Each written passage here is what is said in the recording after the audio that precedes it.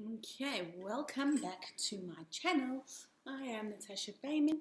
Thank you for watching my last video. I know it was very boring. It was a bit long, yeah. I tried a few techniques and I don't think it worked really well. So, trying something else. Let's see how this one goes. I'm gonna free wing it, see if it's better. I think it will be, personality-wise. Okay, so today, this video, I want to talk about gossip and business gossip. We all do it. We've all done it. We know what it's about. We go to a company, start working there. In South Africa, we've got our 3-month probation period, the honeymoon phase. During this phase, everything's perfect. Usually no gossip, very little politics come out. Very dreamy, as in the little meme. If something seems too good to be true, it probably is. So, you know what it is, we fall for this trick every time, especially in the 3 months. We're just so excited to have a job. And then the gossip comes. After the 3 months, our gossip starts. I do understand why it happens. In the 3-month probation period, it is the only time when a boss could get rid of an employee with like 2 weeks notice, and at the same time the employee can leave at like 2 weeks notice. So it works both ways, but it's like a touch and go period where it's both uncomfortable for the boss and for the employee. So things usually tend to be very rosy, hunky-dory, perfect during those times.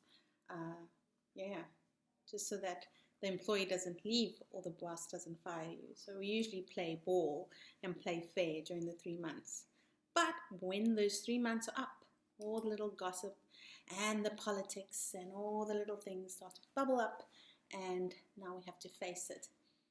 I work for many offices, which I'm sure you have too, and I have not found an office that doesn't gossip. Gossip seems to be the accepted, dangerous norm.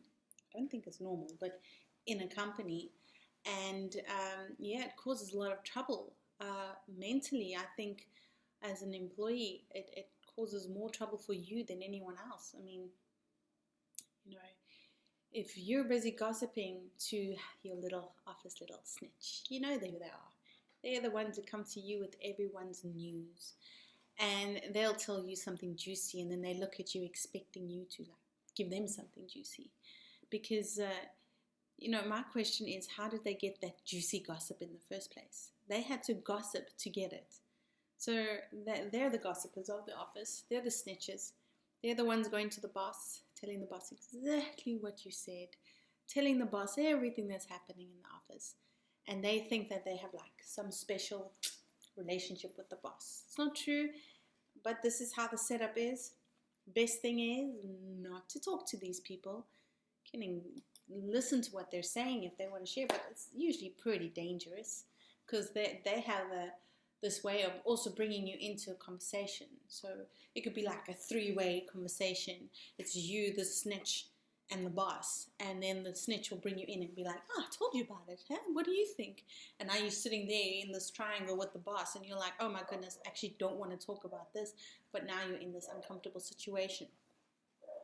The worst is when the gossip trickles from the boss all the way down.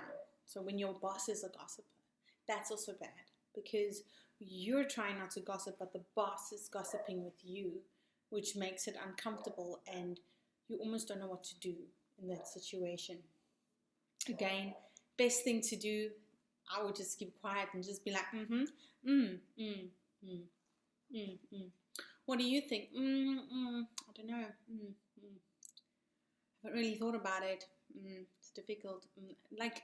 Don't engage too much, because eventually, if you're boring when they're gossiping with you, they're not going to gossip with you again, because you're not giving them that validation and that fun juiciness. It's just not good to gossip.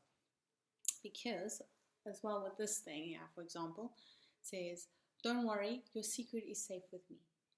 Everyone I told swore they wouldn't tell anyone. Isn't that true? Or say, I won't tell anyone, I promise. But then you Little liars. You little liars. Mm-hmm. Friends who gossip about others to you are gossiping about you to them. Yeah, this one says friends at work. They're just colleagues. They're not even friends, man. Those people don't care about you the same way your friends care about you. If your colleague is gossiping about you and they're gossiping to you about others, oh, it's going to be brutal. There's no there's no love for you. It's just, it's another person, man. That's all. It's best to keep quiet.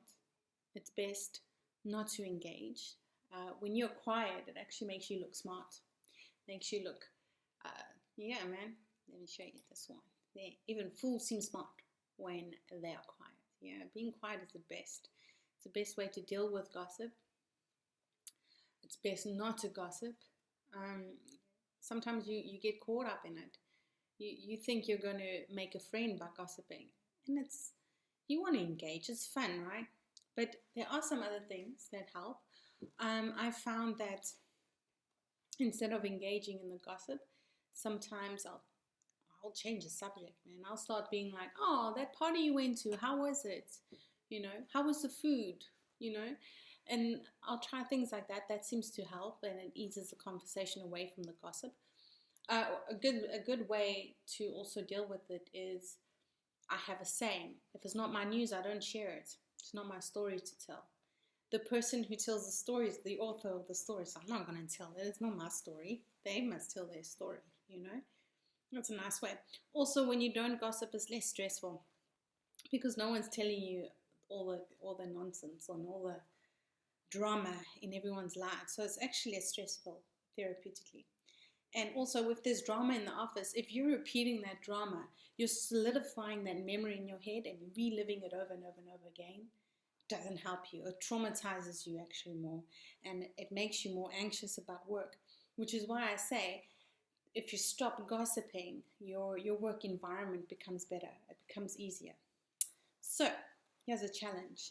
Take 1 month and don't gossip for a month. See what happens. If this works for you, I would love to hear about it. You can put in the comments. If you tried this before, put down the comment. Let's hear about it. Maybe we can have a discussion about it. That'll be fun. I know I've tried this. I know it works. It helps me feel better at work. It's less fear, if I'm not gossiping. Also, more trust. People trust me more because they know that I'm not going to tell their news. So anyway, have a good week. Try not to gossip. And thanks for watching my video.